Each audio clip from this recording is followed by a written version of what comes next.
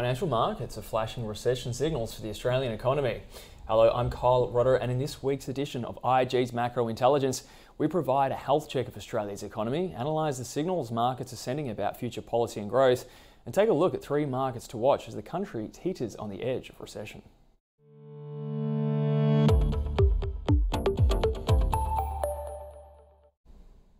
A snapshot of the current state of the Australian economy paints a mixed picture. Joblessness remains historically low, with the unemployment rate floating around levels not seen for several decades. However, the economy is running above capacity. Inflation is still more than double the top of the RBA's 2 to 3% target range. While the situation is multifaceted, tightness in the labour market is considered to be a significant driver of price pressures.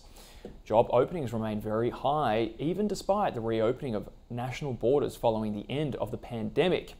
According to the latest ABS figures, vacancies remain more than double pre-pandemic levels. Although not as dire than in other parts of the world, the tightness in the labour market, combined with the overhang of massive fiscal and monetary stimulus, has put upward pressure on wages. The latest Australian Wage Price Index shows wage growth at an 11-year high and trending higher, although real wages, wage growth minus the inflation rate, is still profoundly negative.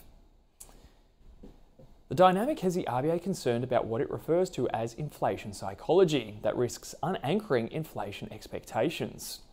This refers to a self-fulfilling cycle where the expectation of price rises in the future leads workers to demand higher wages, which in turn fuels higher prices via increased business costs and stronger consumer demand. In Australia, inflation expectations are elevated but appear well anchored and are lower than last year's highs. However, financial markets have grown wary of upward pressure on wages from the recent Fair Work Commission decision to lift the minimum wage. It decided to raise the minimum wage by 5.75% in order to support lower wage earners with the significant cost of living increases in the last 12 months. The ruling stoked concerns from many economists and seemingly the RBA that it could contribute to runaway inflation. This is especially given the rise comes despite falling productivity growth in Australia.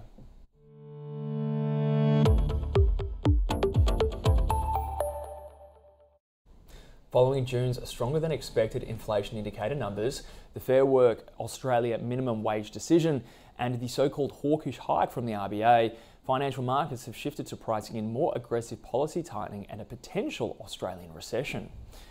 Through its communications about policy has been muddy, the RBA clearly outlined in its May statement on monetary policy that its forecasts for the Australian economy have been predicated on the assumption of a 6% inflation rate by June and a cash rate that peaks at just over 3.75%.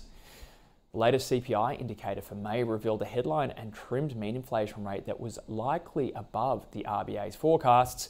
In addition, the Fair Work decision was higher than the central bank's forecasts, suggesting inflation risks are skewed further to the upside.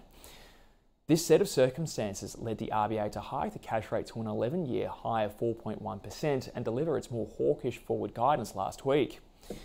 As a result, market participants have priced in a more aggressive path for the RBA's cash rate.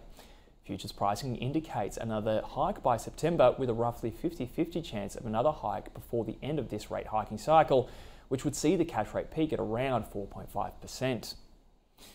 Judging by rates markets, the lifting of the cash rate last week pushed policy closer to sufficiently restrictive territory. The RBA's benchmark rate is now above the 2-year Australian government bond yield, along with the yield on most tenors across the curve, indicating that the RBA's hiking campaign is approaching its end.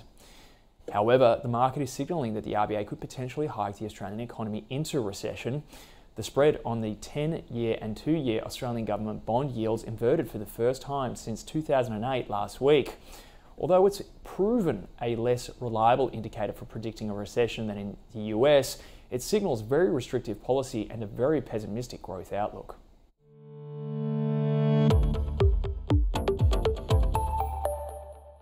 The higher weighting of cyclical stocks within the ASX 200 has dragged on the index. The market appears in a short-term downward sloping trend channel. Buyers have appeared below the 7100 level, which marks a confluence of support levels. Resistance appears to be around 7210 and 7300. The AUD-USD, meanwhile, is trending lower as the US Federal Reserve's aggressive rate hiking cycle and falling commodity prices weigh on the pair. The RBA's recent hawkish language and the prospect of a Fed pause, however, have boosted the Aussie in the short term, with the currency breaking out of a descending wedge pattern and testing resistance at 6,800. A break above that level could open a push to downward sloping resistance at 69.90. And as rate hikes spike and growth in Australia slows, household discretionary spending will likely slow too. The consumer discretionary sector is turning lower, breaking trendline support as momentum skews to the downside. The price of the Australia 200 Consumer Discretionary Index has reverted to its 200-day moving average. Support sits at 28.60 and resistance sits at 29.70.